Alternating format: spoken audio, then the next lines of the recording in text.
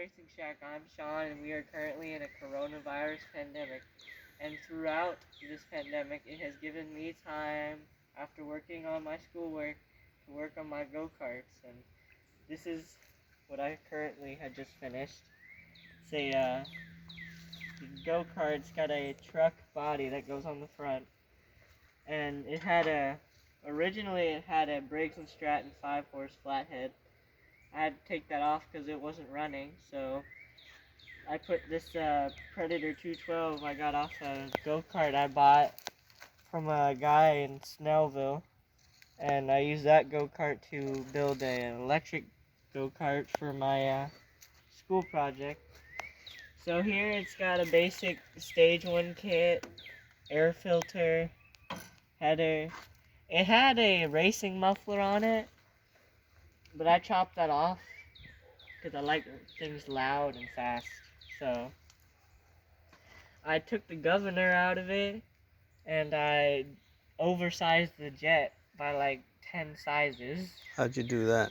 I took the jet off of the carburetor and I put it in a vise and I drilled through it with a drill bit. Where's the carburetor? Well, carburetor's right here.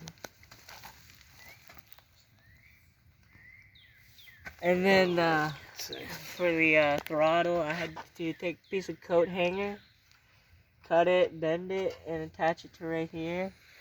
And the return spring I had kept falling off right here, so I put Loctite on it, and now it doesn't fall off.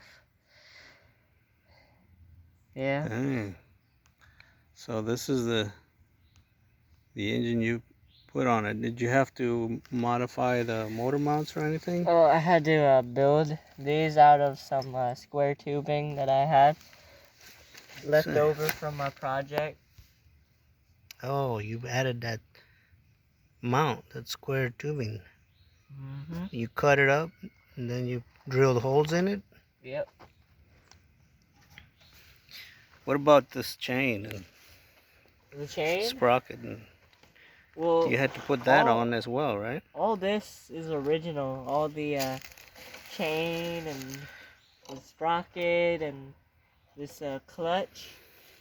But the brakes would never work very well because they would always go down.